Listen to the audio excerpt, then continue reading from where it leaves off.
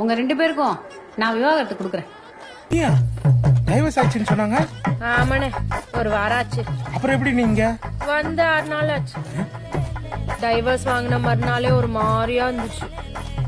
அழுகழுகையா வருது.